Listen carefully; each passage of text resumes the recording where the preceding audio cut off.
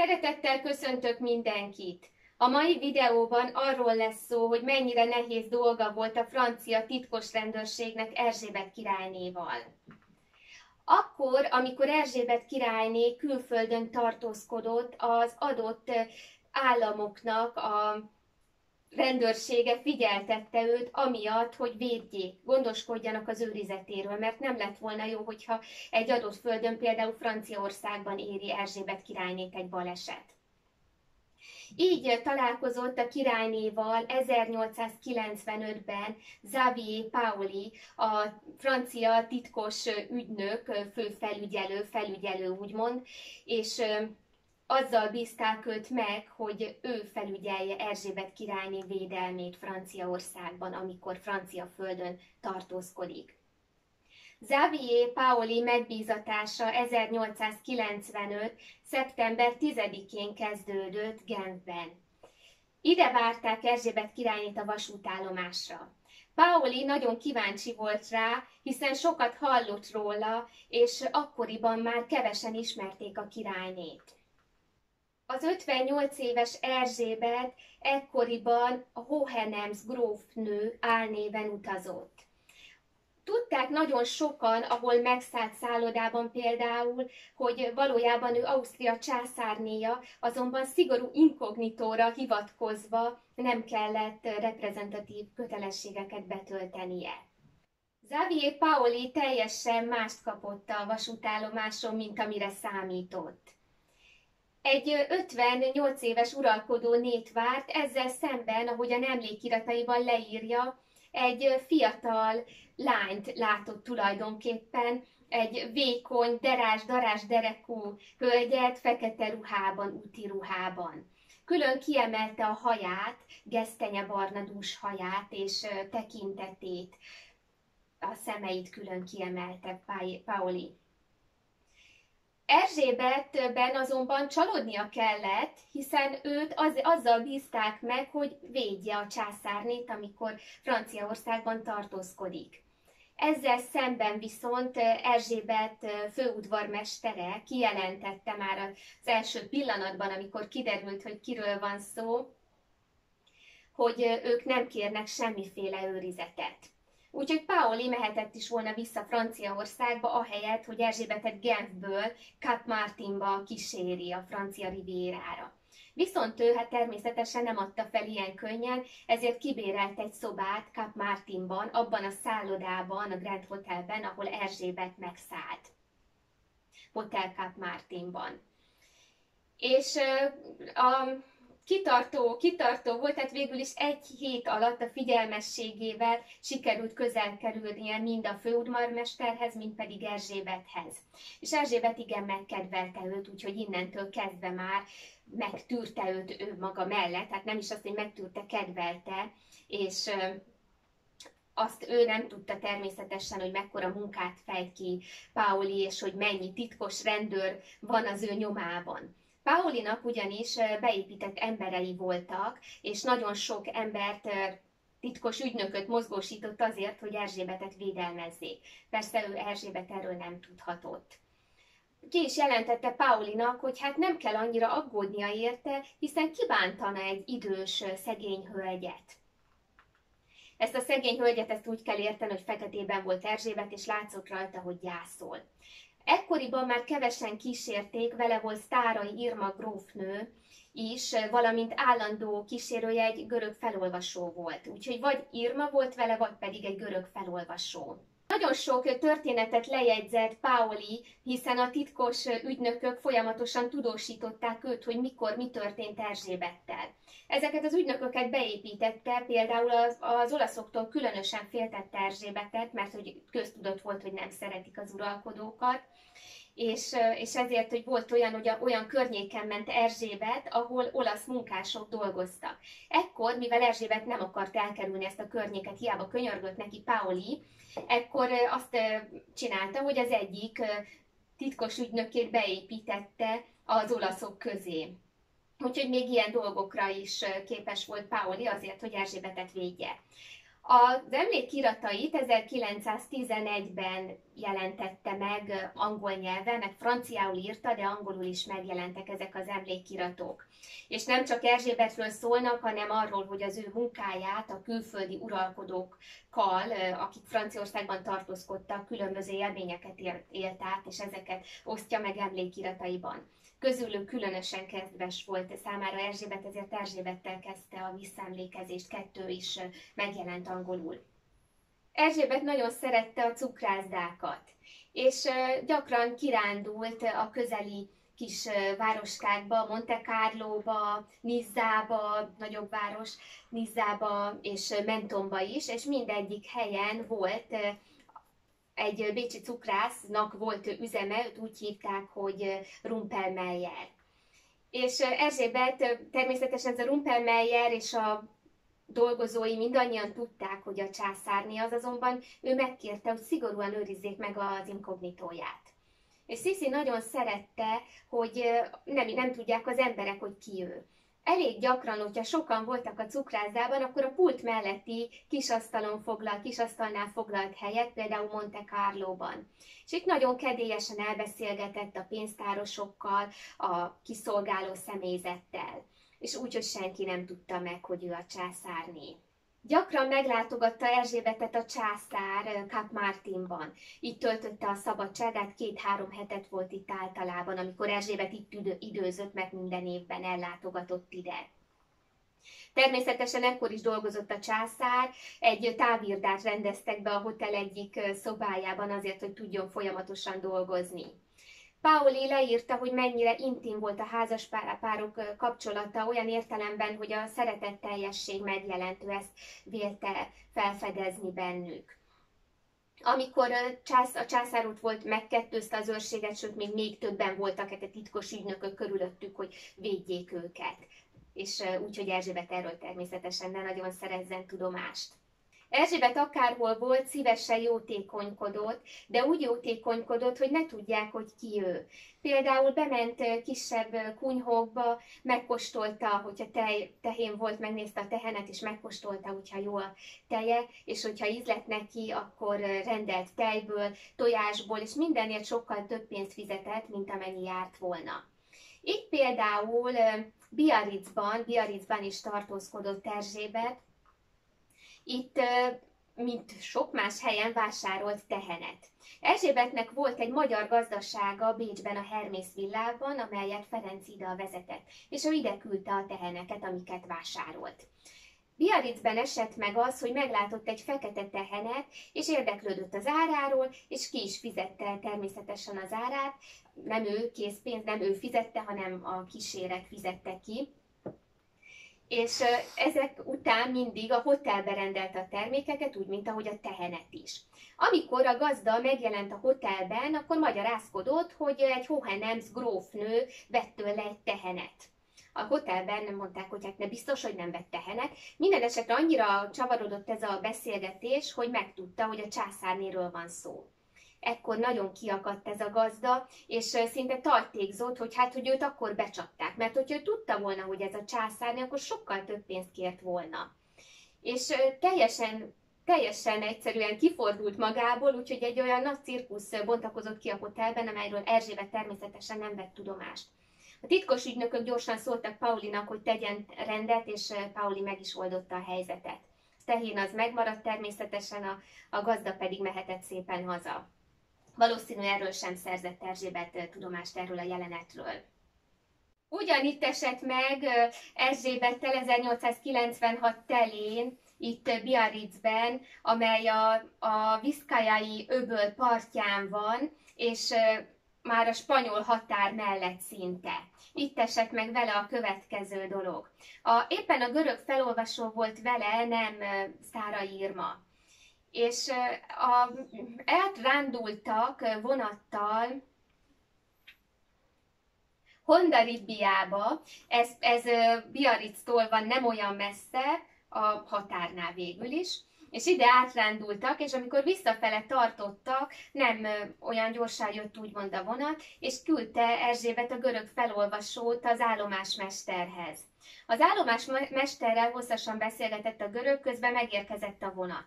Erzsébet leintett egy hordárt, és megkérdezte, hogy látja-e a feketébe öltözött férfit. És mondta neki, hogy legyen szíves megmondani neki, hogy jöjjön, vagy pedig itt hagyja őket a vonat. Gyorsan odaszaladt a ez a hordár az állomásfőnökhöz és a göröghöz, és mondta neki, hogy siessen, mert hogyha nem siet, akkor a felesége itt hagyja önt. Erzsébet is hallotta ezt, és jó nagyot nevetett ezen a dolgon, pedig akkoriban már nem szeretett nevetni. Xavier Paoli sosem tévesztette szem elől Erzsébetet a detektívei révén. Illetve egyetlen egy alkalom volt, ez Párizsban, mert hát ő csak Franciaországban kísérte Erzsébetet. Párizsban történt meg az, hogy Erzsébetnek sikerült lerázni a detektíveket. Azt azért tudni kell, hogy Erzsébet tudta, hogy őt nyomon követik, bárhol is járt, és pont igyekezett mindig lerázni, és azt hitte elég gyakran, hogy neki ez sikerült is. És hogyha meglátott egy detektívet, akkor úgy rohant, hogy nem voltak képesek lerázni őt, hiszen azt tudjuk, hogy ekkoriban már nagyon gyorsan gyalogolt Erzsébet a lovaglás helyett. És pont emiatt a detektívek, Paulinak is az alkalmazottai kellett, hogy bokrok, sziklák mögé bujkáljanak el.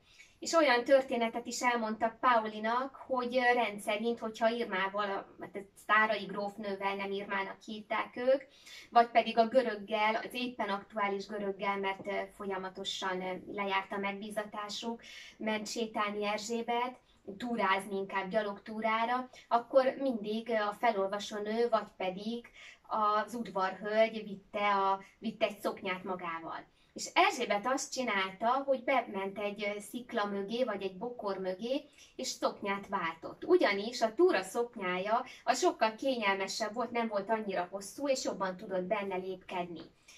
A görögnek, vagy pedig Irmának az volt a feladata, hogy álljon az úton, és figyelje, hogy jön-e valaki, nehogy éppen rajta kapják Erzsébetet, amint szoknyát vált a bokorban. És amikor megtörtént ez, akkor pedig a másik szoknyát, ami nehezebb volt valószínű, mint ez a túraszoknya, azt kellett cipelni az udvarhölgynek vagy a görögnek magával. Úgyhogy még ezt is feljegyezték, a sziklák, bokrok, fák mögül leskelődő detektívek, és mindent jelentettek gyakorlatilag Paulinak. Akkor, amikor le tudta rázni Erzsébet a detektíveket, ez Párizsban volt, és látni szerette volna Notre Dame-ot holdfényben. És itt egy kis időre kicsúszott a detektívek kezei közül, úgyhogy ez volt az egyetlen egy alkalom. Paoli 1898. január 1-én látta utoljára Erzsébetet. Ekkor is kísérte őt a francia földön, és a vizeken, mert már a Miremárban voltak, itt búcsúztak el. A Miremár a császári jakt volt, amely Erzsébetet szállította, és a kíséretét azt a nagyon kevés embert, aki ekkoriban vele volt. És Erzsébet meghívta őt, hogy jöjjön el vele Korfura, mert hogy Korfura oda is fog menni hamarosan. Paulinak azonban másik uralkodóhoz szólt már a megbízása, úgyhogy nem tudott elmenni. Jó egészséget kívánt Erzsébetnek, és minden jót erre az évre. Erzsébet azt mondta, hogy ő is jó egészséget kíván neki és a családjának, a szeretteinek. Azonban ő a maga részéről már elmondhatja, hogy nem nagyon bízik a jövőben. Így vált el Paoli és Erzsébet. 1898. szeptemberében, amikor Paoli megtudta, hogy Erzsébet ismét Genfben tartózkodik, írt az éppen aktuális görög felolvasójának, és írt, hogy megmondja, hogy hát ő is szeretné Erzsébetet meglátogatni esetlegesen, és mi az úti cél, hogy ő szeretné majd őt kísérni. Friedrich Barkernek hívták a felolvasót, és a válaszából egy kicsit olvasnék. Ő felsége Cauxban tölti a szeptembert, nem tudom, hogy mit fog utána csinálni. Ő felsége utasított, hogy mondjam meg, boldogan látja önt itt, ha az üzleti ügyei úgy szólítják. Ugyanakkor ő felsége a legmelegebb üdvözletét küldi. Ő felsége december 1-én Nizzába szándékozik menni, reméli, hogy a minisztérium önt bízza majd meg a kíséretével. És hozzátette még ezt is, ő felsége holnap Genfbe megy, ahol 2 napot fog tölteni. Sztárai Irma grófnő is vele tart majd, és a Borivás hotelben fognak megszállni. Pauli másnap, vagyis szeptember 10-én már útnak is indult a vonattal, hogy meglátogassa Erzsébetet. És a vonaton, ahogy megérkezett Genfi állomásra, ilyen nagy embertömegeket, ilyen csoportosulást látott, akik feldúltan és izgatott arccal, inkább ilyen félelemmel teli izgatottsággal beszélgettek. Pauli leintett egy kocsist. Alig, hogy megtettek néhány 100 métert, a kocsis hátrafordult, és azt mondja, micsoda szörnyű bűncselekmény. Miféle bűncselekmény? Kérdezte Pauli. Hát nem hallotta, válaszolta a kocsis. A császárné ellen merényletet követtek el. Pauli megdöbbent és megrémült egyenesen, és erre elmondta a részleteket a kocsis. Alig, hogy odaértek a Borivás hotelbe, Pauli rontott befele a hallba, és látta, hogy több kisebb csoportok, hát nagy tolongás volt úgymond csoportokban, külföldi turisták mindenféle nyelven beszélgetnek, és rémület volt az emberek arcán. Sikerült leinteni egy ottani dolgozót, és megkérte, hogy vezesse azonnal Sztára Irmához. Sztára Irma vörös kísírt szemekkel fogadta Paulit, és szinte Pauli úgy írja le, hogy kézen fogva vezette abba a szobába, ahol Erzsébet volt.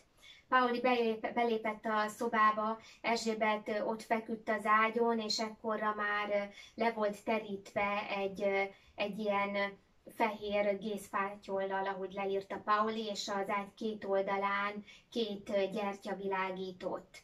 Erzsébet arca sápadt volt, jegyezte meg Pauli, és azonban a vonásai kisimultak voltak, és egy enyhe kis mosoly jelent meg a száján. Pauli még utoljára Erzsébet mellett maradt, és kereste a miértekre a választ, de nem voltak válaszok. Ezért elment a börtönbe, hogy az olasz anarchistával beszéljen, ugyanis egy olasz anarchista szúrta szíven a császárnét. Az anarchista azt mondta Pauli kérésére, hogy őt nem érdekelte, hogy ki az, akit ő agyon szúr, hanem egy koronás főt akart megölni, és neki csak ez számított. Pauli végül arra jutott, hogy tulajdonképpen Erzsébet úgy halt meg, ahogyan akarta. Mindenféle szenvedés nélkül. És amikor a hajóról őt félájultan, végül is ájultan egy rögtönzött hordágyon vitték vissza a Borivás hotelbe, akkor nem volt semmiféle ceremónia, nem is tudták sokan, hogy ő a császárné. Ekkor már kezdték megtudni. Viszont az embereknek a részvéte jelent meg, és nem az a ceremóniális távozásról volt szó, mint például Zsófia főhercegné esetében.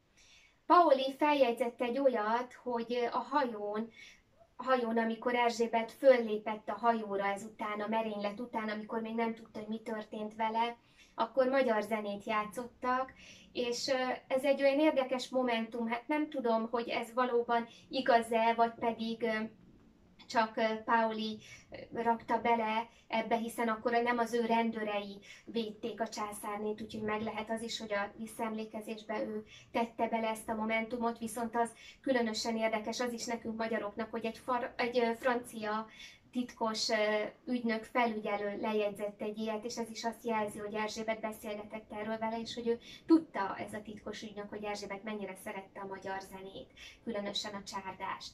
És végezetül még szeretnék egy rövidke vers részletet felolvasni Erzsébet királyné verséből, és ezzel is arra utalva, hogy Erzsébetnek nem volt szomorú ez a távozás. Erzsébet egyébként fiatalabb korában Gödöllőre akart temetkezni a kastélynak a parkjába, itt ugyanis volt egy hatalmas fa, amit ő nagyon szeretett. Később utána már, ahogy nyugtalanabb lett, és meghalt a fia is, Rudolf, akkor már Korfunak a temetkezni az Achilleon közelében a tenger mellett. És olyan is megfogalmazódott benne még később, hogy Rudolf mellett szeretne pihenni. Természetesen nem volt választás, mert mindenképpen a császári kriptába kellett, hogy kerüljön az osztrák császárné. A leginkább azt szerette volna Erzsébet, hogy a tengeren érje őt a halál, és a Genfi tó olyan volt számára, mint a tenger. Hogy hull rám a hullám, hogy táncol a felszín, viháncol-e tánctól a sok deli delfin. Niátszva, cikázva, szökelve csapatban, hogy illan és villan a testük a habban. Lám intve, legyintve köszönt ez a népség, míg súgva és zúgva hív egyre a mélység. Bár körbe örökre sodorna a vágy ott, hogy járjam az árban a delfini táncot. Erzsébetnek ugyanis a delfin volt egy nagyon kedves állata a sirályon kívül, amellyel azonosította magát mind a kettő állattal szívesen. Nagyon szépen köszönöm, hogy meghallgattátok ezt a videót, és hogyha tetszett, akkor iratkozzatok fel a csatornára.